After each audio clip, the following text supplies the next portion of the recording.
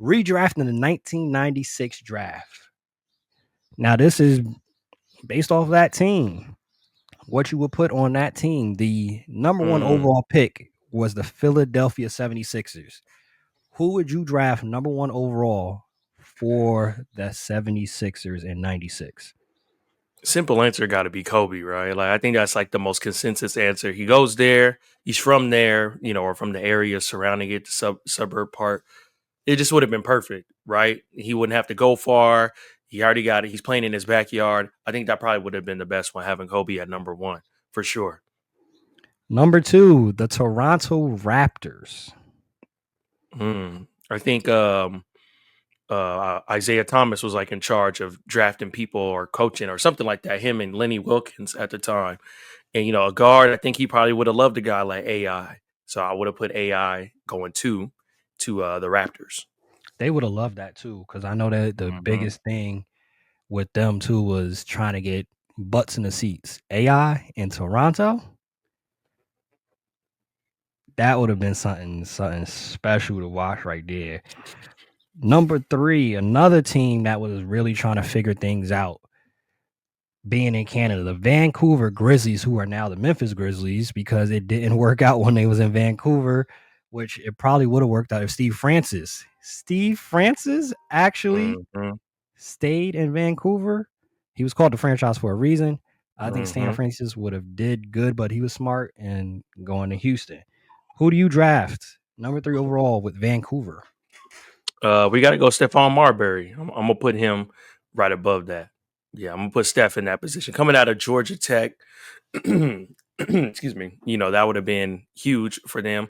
Now, him coming from Coney Island, going to another country, I don't know how that would have fared. Same with Iverson going to Toronto, off the court. But then maybe they would have been able to focus more on basketball a little bit. It may have been a little bit different for them. So I know Stephon Marbury was saying when he got drafted and went to Minnesota, he said he almost like died because of how slick the roads were and stuff like that. So, it could change a lot. But yeah, I would say Stephon Marbury would have went up there to Vancouver. The Bucks at number four. Ray Allen. Swap those around. Makes sense. Number five, the Minnesota Timberwolves. I'm gonna go Steve Nash. I think Steve Nash would have been paired good with Kevin Garnett. I think that would have been a good one. And we wouldn't have had to wait to see Steve Nash. He wouldn't have had the struggles where he was, I think, because we saw a little bit with him and Dirk. Him and KG, that would have been a very, very nice pairing. Number six, Boston Celtics. They took Antoine Walker. Are you keeping Antoine there? Employee number 8. Yeah, I think I'm gonna keep him there. I'm gonna keep him there. Chicago's finest. He gonna stay. Number 7, the LA Clippers. They took Lorenzen Wright. Rest in peace to him. Yep. I think if you were gonna build, he was so young at the time, but Jermaine O'Neal. And you could have had him in LA and could have built that way. Obviously, he went to Portland and rode the bench until he got traded to Indiana, but I think he would have been there. Instead of him riding the bench, you put him over there. Wasn't D Mize and Q Rich still over there? They weren't there yet. They were going to get there a couple years later. Yeah, about 4 or 5 years later. So if you would have had him as your, I just said, they like 99, 2000. Yeah, that's a little. You good? Don't even worry about it. That's next episode. That's next one. We doing 2000s on the next one.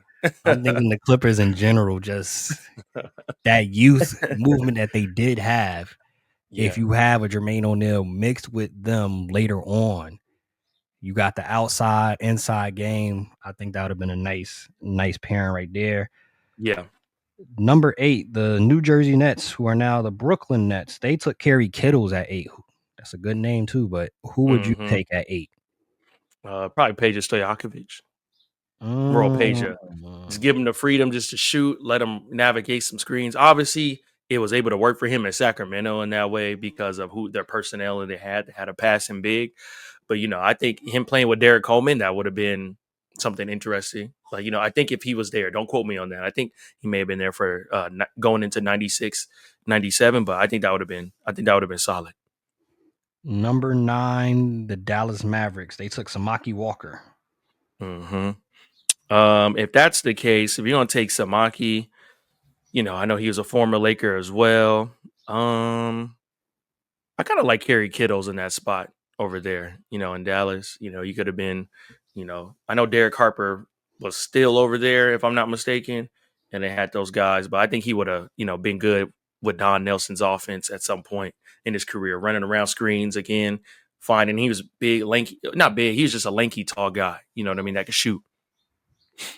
All right, and number 10, the Indiana Pacers. They took Eric Dampier. Shout out to Eric Dampier. I didn't know he was drafted by the Pacers. I remember him on the Mavs. Oh, Another one yeah, with yeah. the long socks.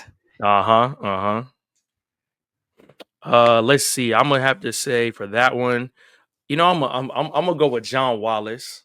I got hops, baby. I got hops. I think if he was able to fully get something behind him and actually play in the system and get away from being from home and sending him to a completely different state, coming from, I think, with Syracuse.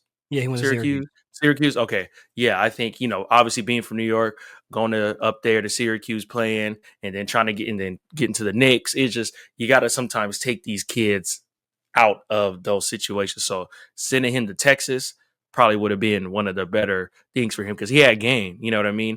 Prototypical guy. He was moving really fluidly. You know what I mean? He's a precursor to what we were going to see 5, 6, 7 years later in the league with those guys. So yeah, I'm gonna put John Wallace.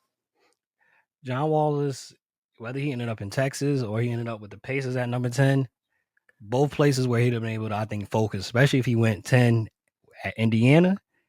Ain't much you doing over there, my boy.